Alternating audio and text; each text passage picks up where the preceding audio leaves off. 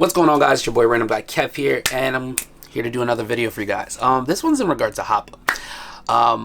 And my thing about HopUp is there's people that like it, there's people that hate it. And I'm the type of person that asks questions, and I did ask these questions online a number of times just to understand why people hate it and why people love it. I've used HopUp before, served me well. HopUp is a marketplace similar to Amazon and eBay.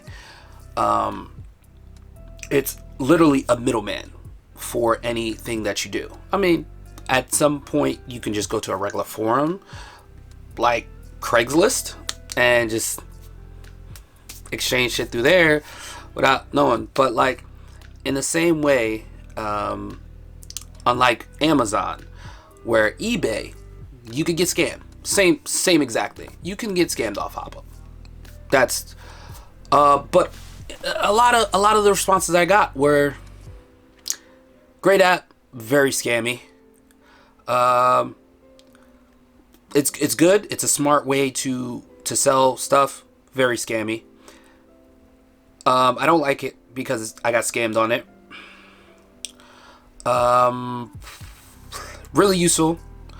But I got scammed. It's a wonderful tool for good deals. You just have to be smart, be safe, and look out for scams.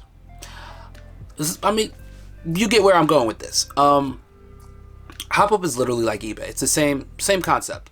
So you look at the voucher system, see, how many vouchers they got. I mean, and a lot of times the vouchers don't mean shit. A lot of times the vouchers could be faked, where it's like another fake transaction, and it's like, oh yeah, I'm gonna vouch for you, type thing. But at the same time, you have to think about, and I think a lot of people forget to, like, with these type of apps, you have to give feedback. Feedback helps the person who created it make it better. And I've seen a lot of people have success through the app. But at the same time, it's like, you have to be smart about it. One thing that I noticed that people are very angry about is the 10% from the seller. That's mandatory with marketplaces like this, because there was a new law passed, not really new, it's been around for a while, but at one point the marketplaces didn't have to pay this specific fee to like the IRS for tax purposes, but now they do. That's no longer the burden of the seller. I'll put a link for this information below so you have a better understanding, but now the marketplace itself has to pay that 10% whenever you're selling something. So that's why they're asking for that 10%. I mean, and I believe in the app, on the website, it tells you what the total 10% is going to, this X, Y, and Z. But it's for any marketplace, they ask you for a 10% or more. eBay has it. I'll provide that link for eBay as well, and I believe Amazon has that same. There's a URL for that 10%. But then, you don't. There's a thing in there where with HopUp there is the buyer's protection, which I think is very smart, because you're protecting a big, like, if you're doing a big purchase, I think it makes sense. If you're doing something smaller and you kind of trust the person, cool, do what you gotta do. But it's, at the end of the day, buying and selling is a common sense type of practice. You can't trust everyone. Everyone is not reliable. Some other things that people have said about HopUp, it's great for getting rid of stuff, but the people who run it are a bit shady. While the rules say no sales of items not in hand, no custom works or sales, they allow some.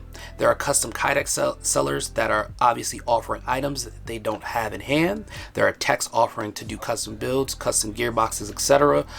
When the posts are reported, HopUp staff does nothing. I mean, that is annoying. And again, it comes back down to how many times can you report it and annoy the people at HopUp. That's all you got to do. But at the same time, it's like with me personally, if I report something to somebody and I tell them, hey, this is what's wrong with your product, and I see no changes, I get no feedback, I'm sorry, I'm making a general post about it on my social media platform. I'm making a social media, I'm gonna put it on my Instagram or Facebook, like saying XYZ. I don't use this because this, that, and the third. Hey, company, fix this shit. And that just lets the world know, like, hey, you already exhausted sending that email and telling them and XYZ, and now you put it out there. I'm like, hey, fix this shit or something. Now this requires the company to, if it makes enough noise, it requires the company to now put out a statement like, hey, sorry about that, we're gonna work on it. Somebody else had said, where is it? Really useful, but could use a separation of resellers and retailers.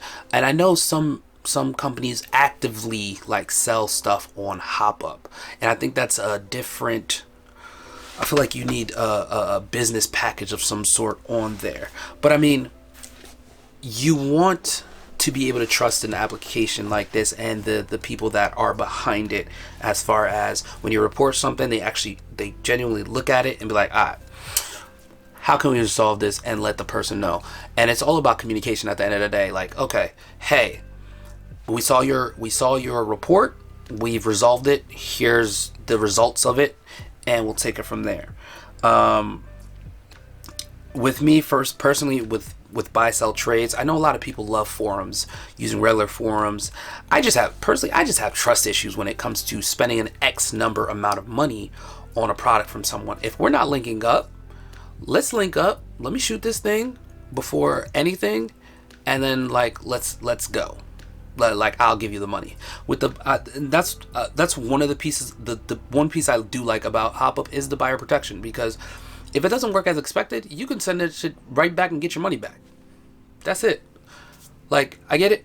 They take, a cut from it, but at the same time, if you're spending, $300, $400, $500 for something, I would honestly want that buyer's protection, especially if it's a shitty gun that doesn't really work. And I know the main thing here is some people actually hate the HopUp app because of this X, Y, and Z, because they have the sellers doing things that are against the rules.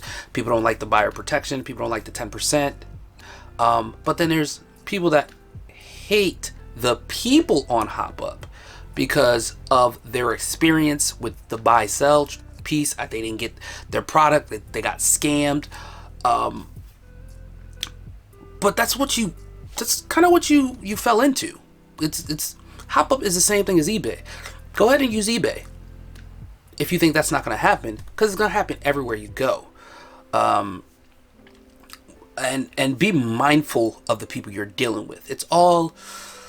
Some people are pros at being scams. Like, I'm going to sell you a PS5, and I have the PS5 box, but in the description I said I'm going to sell you a PS5 box, and I put bricks in a box and send it to you. You sitting there paying $500. It's like, now you have to put in a claim and do all this extra stuff. That's on you. So be more mindful when you're using an application like this. There is good and bad, but do you actually hate the app, or do you hate the people on the app? Choose wisely on which one you say. And it's the other thing is, if you feel like things need to be changed in the app, make it known. I DM'd the guy and tell him like, hey, this shit ain't working like it's supposed to, and he's like, oh, I'll go check on it, and DM the account. If you don't get a response in email, DM the account. That person handling the Instagram or the Facebook, they respond like that. Most times they respond like that. But that's your best bet with any application, airsoft related application. Let me know your thoughts on why you hate HopUp, why you like it. Has it been useful for you? Do you feel like it's a great tool for airsoft? Leave that in the description, and that's kind of it for me. Don't forget to like and subscribe. I'll catch you guys on the next one.